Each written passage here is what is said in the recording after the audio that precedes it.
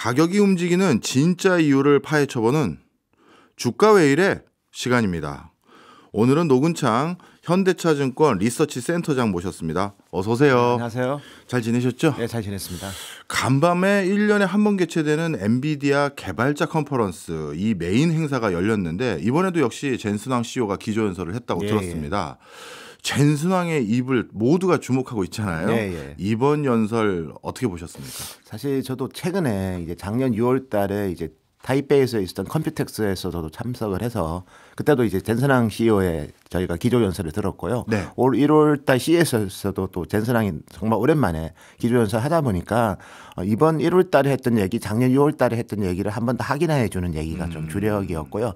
대표적으로 이제 루빈이라는 제품 그리고 블랙웰 제품이 지금 뭐 이미 360만 대를 이미 미국 빅테크랑 계약을 했다는 얘기하면서 그리고 이제 블랙의 울트라가 이제 올 하반기부터 공급된다. 뭐 그 내용은 작년 컴퓨텍스에서 했던 내용이고요. 그리고 피지컬 AI 관련해서 이제 코스모스라는 또 어쨌든 파운데이션 모델을 공개한 거는 올 1월달 시에서 한 내용인데 그 내용 중심으로 또 얘기를 했고 그리고 미래에 대한 얘기를 너무 안 하면 안 되니까 이제 루빈에는 이제 CPU가 지금은 이제 그레이스 CPU랑 하퍼 블랙웰이 같이 이제 결합해서 쓰고 있는데 그레이스 CPU나 블랙웰 다 4나노 제품이거든요. 근데 내년 이제 하반기에는 이제 루빈의 이제 새로운 CPU인 3나노인 베라라는 CPU를 좀 얘기를 했고요. 그래서 베라 루빈 그리고 이제 2027년 하반기에는 또 울트라 모델이 또 나올 거고 그리고 넥스트 얘기를 조금 했습니다. 파인만이라는 또 GPU인데 파인만 같은 경우는 블랙웰부터는 이제 원래 이제 싱글 다이 2개를 붙였거든요. 근데 파인만에는 이제 4개를 붙인다고 하니까 뭐 그런 제품에는 얼마나 또 많은 HBM을 달지 좀 기대가 되긴 합니다. 네. 사실 뭐 투자자 입장에선 CEO의 육성으로 미래에 대해서 직접 들을 수 있다는 건 좋은 거긴 하지만 또 일각에서는 이렇게 해석할 수도 있거든요. 뭔가 불안하고 초조하고 그러다 보니까 자꾸 말을 하고 또 뭐라 할까요? 나서는 이런 분위기일 수도 있는데 물론 젠슨왕의 어떤 기질이 소통을 좋아할 수도 있는데요. 그런데 저는 이게 그냥 소통을 좋아하는 리더십 형태다 이렇게만 보기가 어려워 보이는 게 요즘 산업 전반에 고성능 GPU 이렇게 계속 사도 되는 거야?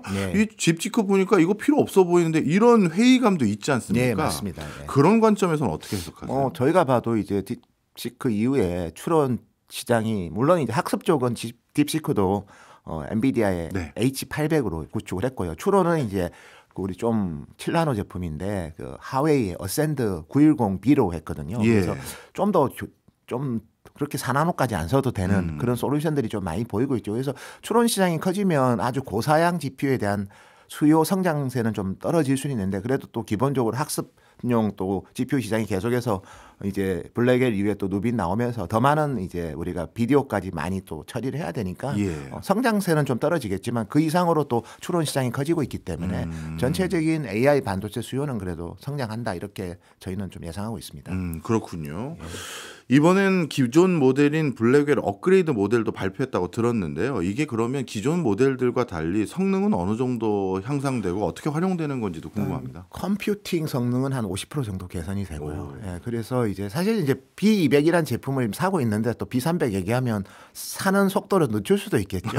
또 바꾸고 있는데 또 새로운 게 또 하반기에 나와 하면 최근에 뭐 KT 같은 경우에는 하퍼 H200 살려다가 블랙웰로 구매 계획을 좀 바꾸기도 하고 뭐 그런 식으로 신제품이 나오면 오히려 또 기존 제품은 카니발라이제이션을 또 해버리거든요. 근데 어쨌든 B300은 우리 기업한테는 되게 좋은 게 HBM3E 12단이 들어갑니다. 기존 8단이 이제 192GB의 HBM이 들어간다면 블랙웰 300 같은 경우에는 288이거든요. 그러니까 HBM 용량이 50% 늘고 또 그와 더불어서 컴퓨팅 능력도 50% 개선되기 때문에 뭐 B300은 저희 다 좀 기대가 좀 큰 상황이고요. 이게 이제 하반기에 이제 전체적으로 HBM 수요를 업그레이드 시키지 않을까 그렇게 예상하고 있습니다. 네, 그 HBM 수요가 늘어나는 건 고스란히 우리나라 반도체 업계에도 호재라고 이해해도 될까요? 네, 일단 SK 하이닉스 그리고 마이크론은 물론 미국 기업이긴 하지만 두 회사가 일단 수혜를 받을 거고 또 이제 삼성이 이제 어느 시점인지는 모르겠지만 이번에 수정 모델이 이제 아마 엔비디아랑 또 협상을 하는 것 같습니다. 그 제품이 이제 연내 그러니까 상반기 내에 이제 승인을 받으면 뭐 하반기에는 일부 수혜를 받을 수도 있지 않을까 그렇게 조심스럽게 예상하고 있습니다. 네. 이번 또 행사에서 발표된 내용 중에서 GPU 부분에서도 어떤 내용이 있었는지 많은 사람들이 관심의 대상이었는데 그 부분에는 어떤 계획이 발표됐나요? 뭐 사실 GPU는 제가 앞에 말한 것처럼 루빈에 대한 얘기. 루빈부터 이제 TSMC의 3나노 N3 공정이 적용이 되거든요. 그리고 루빈 울트라가 이제 2027년 그리고 여기에 이제 3나노 CPU인 이제 지금 베라라는 CPU가 또 탑재돼서 CPU, GPU가 다 3나노 시대를 열기 때문에 물론 아마존 같은 경우에는 올해 이제 3나노 시대를 트레니엄 넥스트 모델이 이제 3나노일 건데 어쨌든 TSMC가 이제 물량이 많은 엔비디아는 조금 신중하게 또 양산을 하는 것 같아요. 그래서 내년 하반기 말부터 이제 3나노 CPU, GPU 시대가 드디어 엔비디아에도 열릴 것 같고 그리고 나중에 이제 보통 TSMC는 이제 N이라고 부릅니다. 로드 3 그다음에 그 다음 버전은 이제 보통 P가 붙거든요. N3 퍼포먼스라고 해서 그래서 지금은 일단 내년 2026년 말에는 일단 3나노로 이제 N3를 적용하고 그 다음 버전은 아마 N3 P를 적용할 것 같아요. 루비노 울트라라는 그리고 아까 말했던 파인만 같은 경우에는 2나노이지 않을까. 2나노부터는 또 새로운 또 시대가 열리는데 어쨌든 로드맵은 그렇고요. 다만 이제 블랙헬 같은 경우에는 지금 듀얼 칩이 그러니까 싱글 칩 두 개를 붙인 제품이고 그리고 발열이 워낙 많이 나다 보니까 그 우리 코어스도 기존에 실리콘 인터포저 대신 로컬 인터커넥션 하는 그러니까 RDL 인터포저와 실리콘 인터포저를 좀 하이브리드로 하는 코어스 L을 썼거든요. 그러면서 조금 뭔가 수율 이슈들이 좀 많았습니다. 그래서 뭐 저희가 봤을 때 이번 하반기에 블랙의 울트라 같은 경우에는 같은 백본에서 나오기 때문에 뭐 크게 이제 수율 이슈는 크지는 않을 것 같습니다. 그런데 내년에 나오는 루비는 또 어떤 또 수율 이슈가 있을지 저희도 좀 잘 봐야 될 것 같습니다. 근데 지금까지 말씀해 주셨던 센터장님 말씀을 들어보면요. 이렇게 바로 비유할 수 있는지는 모르겠습니다만 옛날 인텔이 생각나요. 무슨 말씀이냐 하면 블랙웰 나온 지 얼마 안 됐는데 그거 업그레이드 모델 나오고 루빈 나왔는데 또 울트라 모델 금방 나오고 예전에 저 학창 시절에 저희가 뭐 엄청난 뭐 그 당시 경제적 지식이 있는 건 아니지만 세상에 펜티엄 3 나왔는데 펜티엄 4 얼마 지나서 또 나오고 그러면 이 상품 다 팔리기도 전에 다음 모델이 나오면 그럼 그 재고는 다 어떻게 우리들 그런 생각도 했었거든요. 맞습니다. 그런데 결국 그 인텔 자기 스스로 혁신을 계속 성큼성큼 갔던 인텔도 결국 지금 그 자리에 없단 말이에요. 그 원인 중 하나는 우리 소비자들이 야 펜티엄 뭐 4만 충분하던데 뭘 이게 있었거든요. 분명히 있었어요. 그런데 지금 이렇게 물론 이거는 B2C 시장은 아닙니다만 결국 그런 한계점에 언젠가 도달하지 않을까요? 도달하죠. 도달하고요. 좀 다른 얘기는 하지만 제가 이번에 이제 스페인에서 MWC 다녀왔는데요. 6G 얘기하는 통신사업자가 이제 별로 없더라고요. 왜냐하면 5G로도 충분하고 6G의 효율성이 떨어지잖아요. 뭐 일부 뭐 XR 기기 정도나 6G가 필요하지 나머지는 5G로 충분한데 똑같이 엔비디아의 GPU도 계속 고도화 계획을 젠슨항은 발표하지만 어느 시점 되면 한계치에 도달할 거거든요. 그러니까 그 정도까지 이제 고성능이 필요도 없고 어느 정도 다 돌아가는 시점이 분명히 저희가 봤을 때는 향후 한 5년 내에는 도래할 것 같아요. 그럼 그다음부터 고도화하는 거에 대해서는 좀 주요 우리 클라우드 사업자들도 좀 주저할 수는 있겠죠. 그래서 너무 급하게 신제품이 계속 나오니까 이 부분이 이제 투자자한테는 좀 뭔가 청사전을 보여줄 수 있지만 실제로 구축하는 그 인베스터 그러니까 실질적으로 이제 투자하는 클라우드 사업자 입장에서는 약간은 이거 계속 놓으면 계속 새로운 게 1년 단위로 나오니 조금은 이제 고민을 할 것 같아요. 아마 그래서 그런지 모르겠습니다만 지난번 CES 행사에도 젠슨항이 들고 나왔던 건 자기 사업에 대한 어떤 반도체 모델을 들고 나온 게 아니라 피지컬 AI라는 개념을 언급하면서 야 엔비디아가 그럼 로봇과 관련돼서 새로운 먹거리 생각하는 건가 싶은 생각이 들었는데 혹시 이번 발표에도 그런 내용이 있었습니까? 로봇 하나 데리고 또 얘기를 많이 했습니다. 좀 크기는 좀 작은 로봇이었지만 젠슨항이 직접 이제 대화하면서 얘기했고 사실은 이제 엔비디아는 냉정하게 봐야 되는 게 제품 시리즈들이 있습니다. 보통 이제 데이터 센터에 들어가는 이제 DGX가 있고 일반적으로 이제 게이밍에 들어가는 RTX가 있는데 DGX와 같은 계열 중에 보면 또 기업용으로 들어가는 HGX라는 것도 있고요.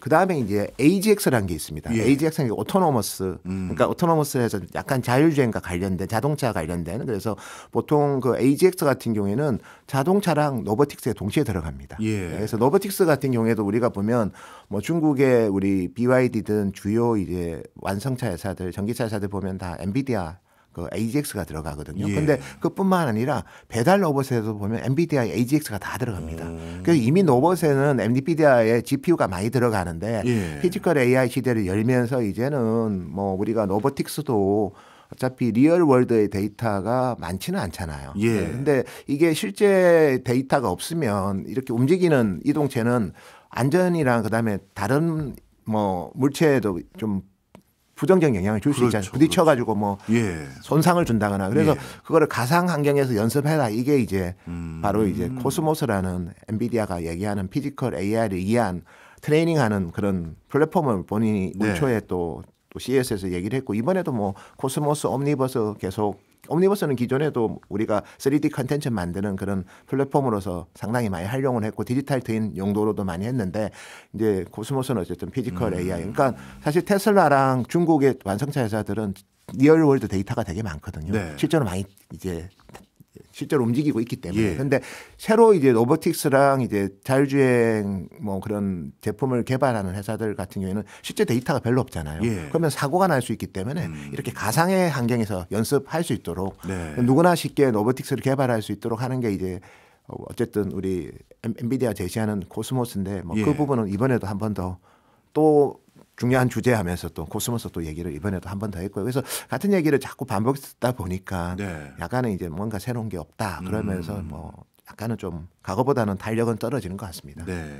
센터장님 말씀 듣고 보니까 엔비디아의 스펙들 중에서도 자동차라든가 로봇을 지원했던 반도체 섹터가 분명히 있었구나라는 걸 이제 이해가 되는데요. 예, 예. 그래서 그런지 GM과 손잡고 뭐 해보겠다라는 내용도 그런 맥락인 예, 건가요? 맞습니다. 예. 그래서 최근에 이제 중국의 자율주행과 이제 테슬라 이 두 가지 진영을 저희가 많이 구분을 하는데 네. 어쨌든 뭐 테슬라는 스스로 열심히 잘하고 있는 거고요. 그리고 중국 같은 경우에는 이제 지금까지는 주로 엔비디아 솔루션을 많이 썼습니다. 그러니까 AGX를 탑재해 가지고 드라이브 올인이나 이런 엔비디아 솔루션을 썼는데 최근 들어서는 하웨이 솔루션을 쓰는 완성사들이 많아졌습니다. 네. 하웨이는 이제 소프트웨어인 소프트웨어와 그다음에 하모니라는 OS를 공급하면서 하웨이 어센트 칩을 탑재하는데 하웨이의 자율주행 솔루션을 탑재한 완성도가 상당히 높습니다. 그래요? 오히려 엔비디아 솔루션을 탑재한 회사들보다 완성도가 더 높은 사례들이 많이 나오고 있기 때문에 그래서 엔비디아 입장에서도 이제 하웨이가 또 자율주행 시장에서 중국에서 점유율이 올라가다 보니까 예.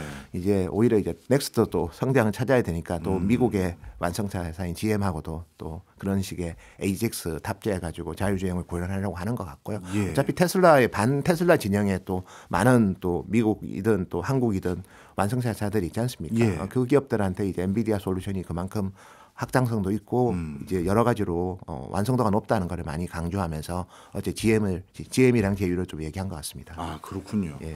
지금까지 센터장님 말씀 종합해 보면요. 젠스랑 너무 자주 나왔는데 특별히 어떻게 보면 호재로 될 만한 신선한 약발도 별로 없는 것 같고 그리고 업계 상황을 보면 화웨이를 비롯해서 만만치 않은 기업들의 약진들도 보여가고 있고 그래서 그런지 젠스랑 발표했는데 간밤에 주가는 떨어졌단 말이에요. 예. 그럼 앞으로 젠스랑 입을 우리가 기준으로 해서 뭐 투자의 시점을 찾아보는 투자자들 이거는 적합하지 않는 네, 건가요? 저는 적합하지 않은 것 같고요. 오히려 그냥 엔비디아 실적을 보고 실적. 주가 빠질 때 좋은 실적 밸류에이션 고민하면서 접근하는 전략이 더 효율적일 것 같고요. 네. 참고로 이제 어제 뭐 360만 대 팔렸다고 하니까 예. 블랙에 뭐 그 지금까지 다 공급한가요? 아마 계약 맺은 게 그럴 겁니다. 그 정도면 올해 실적이 시장 컨센보다 훨씬 좋을 것 같아요. 네. 엔비디아가 올해 영업이익이 작년보다 한 50% 증가로 보는데 그 정도 팔렸다면 정말 예. 그것보다 훨씬 좋을 것 같고요. 실적 예. 자체가 워낙 좋기 때문에 오히려 이런 것 때문에 뭐 젠스랑이 너무 우리 보이스만 듣지 말고 예. 엔비디아 실적을 가지고 접근한 투자자라면 뭐 좋은 매수 기회를 잘 찾을 수 있지 않을까 그래 보고 있고 그리고 젠슨항이 5월 20일부터 또 컴퓨텍스 타이페이에서 또 예. 어쨌든 타이페이에서 컴퓨텍스가 또 열리는데 또 기조 연설을 한다고 하거든요. 5월 19일 날 또 발표할 겁니다. 예. 그래서 이게 1월 달에 CES 이번에 GTC 그다음에 5월 달에 5월 달에 컴퓨텍스 계속 이제 두 달 단위로 나오니까 예. 너무 이제 그 젠슨항의 발표보다도 예. 뭐 엔비디아가 하고 있는 게 실제로 이제 결과물이 나오는지를 하기는 블랙엘 작년 7월부터 많았는데 이제 본격적으로 공급되고 있거든요. 예. 그러니까 좀 발열 때문에 딜레이된 측면도 있고 근데 어쨌든 지금은 이제 실제로 나가고 있거든요. 그래서 네. 뭐 오히려 펀더멘탈을 좀 체크하는 정도로 네. 그 젠슨항 기조 연설을 좀 활용하는 게 좋지 않을까 이렇게 알겠습니다. 보고 있습니다. 근데 이제 펀더멘탈에 가장 큰 영향을 줄 수 있는 뭐 숨겨진 변수라고 해야 될까요? 그것 중에 굉장히 시장에서 불안감을 갖고 쳐다보는 게 애플처럼 네. 애플은 자체 CPU를 직접 뭐 디자인해서 사용하잖아요. 네. 그것처럼 이 빅테크 기업들이 언제까지 젠스낙만 쳐다보고 아 우리 부품 언제 주는 겁니까? 이런 구조 원하는 사람들 아니거든요. 맞습니다. 그러면 커스텀한 어떤 자체 칩 생산 곧 들어가는 거 아니냐? 뭐 심지어 루머 도는 거는요. 샘 올트먼이 뭐 삼성에게 우리 오픈 AI에 적합한 칩셋 생산해 줄 수 있냐? 뭐 이런 얘기 돌았다는 설도 있어요. 이거 진짜 가능할까요? 커스텀 시장은 상당히 커지고요. 커스텀 CPU, 커스텀 가속기 아주 급성장하고 있습니다. 대표적으로 수혜 기업이 브로드컴인데 일단 커스텀 가속기 시장은 뭐 제가 이번 MWC에서 이제 미디어텍도 이제 똑같은 제품 3개를 공개를 했습니다. 커스텀 가속기 공개를 했고 보통 커스텀 가속기는 여러 가지 뭐 중요한 기술들 중에 스토리지에 그다음에 네트워킹 이런 것도 중요하지만 우리가 보통 이제 그 시리얼라이저랑 디시리얼라이저라고 하는 서데스라는 기술이 중요하거든요. 그게 브로드컴이 되게 200기가까지 되는데 뭐 브로드컴 그 미디어텍 그거보다 좀 더 성능 좋은 걸 이번에 출시를 했더라고요. 그래서 뭐 이런 수요들은 많고요. 다만 이제 빅테크뿐만 아니라 우리가 알고 있는 이제 세컨티어 클라우드 사업자들까지도 지금은 자체 커스텀 제품을 직접 이제 만들려고 하고 있습니다. 그래서 그걸 최종적으로 이제 어떻게 보면 엑스큐션 시켜주는 회사가 브로드컴인데 그래서 그 시장 자체는 뭐 급성장하는데 다만 이제 엔비디아의 GPU와 이게 얼마나 영향을 받느냐인데 지금은 둘 다 같이 성장하는 국면으로 보셔야 될 것 같고요. 그래서 엔비디아 GPU를 저는 2028년에 데이터 센터 양을 한 3천억 불이 넘을 거라고 저는 예상하고 있고요. 작년에 이제 1,200억 불이 좀 넘었고 2023년이 470억 불 정도 되거든요. 그래서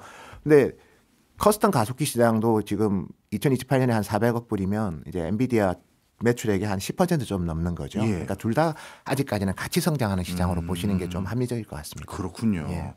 역시 반도체라는 건 계속 시장 규모가 커지는 아주 이색적인 시장인데 그런 시장 규모를 한 번 더 확 키울 수 있는 프로젝트가 많은 분들이 스타게이트 프로젝트를 꼽았더라고요.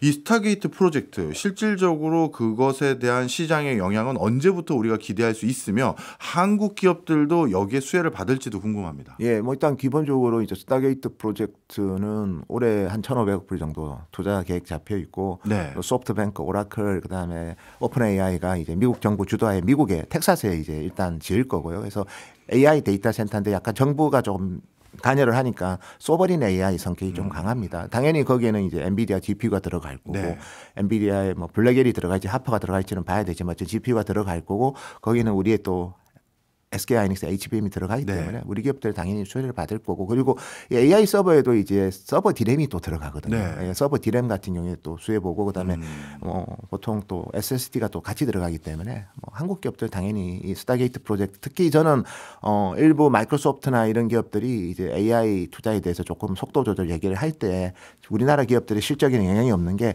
이런 소버린 AI 프로젝트들이 되게 많이 지금 각 국가별로 스타게이트와 함께 유럽도 그렇고 아시아도 그렇고 되게 국가가 주도하는 데이터 센터 건설 계획이 되게 많습니다. 그래서 뭐 한 내년까지는 일부 빅테크가 좀 속도 조절해도 전체 파이는 우리 예상보다는 좋지 않을까 그렇게 보고 있습니다. 알겠습니다.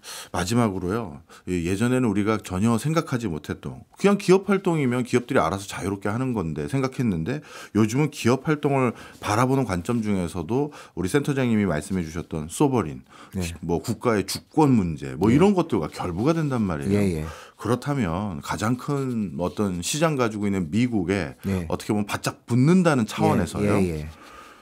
TSMC는 인텔 인수 가능성도 얘기가 있는데 우리도 뭐라도 해야 되는 거 아닙니까? 어쨌든 뭐 TSMC가 인텔을 다이렉트로 인수하는 거는 이제 반독점 때문에 뭐 특히 인텔이 발표하는 이제 파운드리 매출액이 분기 한 40억 불이 넘거든요. 그 정도면 삼성전자 파운드리보다 매출액이 더 많아요. 그래서 1등 기업, 2등 기업 인수하는 거는 이제 반독점 심사 대상이라서 아마 물리적으로 그렇게 하는 거는 쉽지 않을 거고 그래서 조인트 벤처를 만들어서 뭐 엔비디아든 AMD가 그 조인트 벤처에 지분 투자해서 이제 같이 인수하는 그런 거를 얘기하면서 더불어서 이제 미국에서 이제 대만의 좋은 반도체 기술을 미국에 그대로 이제 빌드업을 해라 그렇게 요청하다 보니까 이번에 TSMC CEO가 이제 트럼프 대통령 만나면서 1,000억 불 투자 발표를 했습니다. 기존에 650억 불에다가 추가로 1,000억 불의 내용을 보면 신규 웨이퍼 공장 3개랑 그다음에 패키징 공장, 호스 공장 2개, 그래서 5개 공장 짓는 거거든요. 그래서 사실은 이제 미국에 그래 다 지으면 아마 TSMC 전체 캐파의 27% 정도가 미국이 될 겁니다.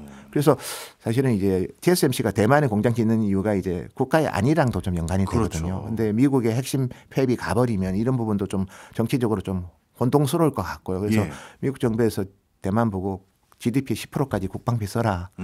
그러면서 이제 하는 이유 중에 하나가 또 TSMC가 미국의 공장을 또 확실히 또 지어줘 버리면 또 주도권은 미국이 가져가는 겁니다. 근데 우리 기업들도 사실은 결국은 이제 관세에서 자유로울 수가 없거든요.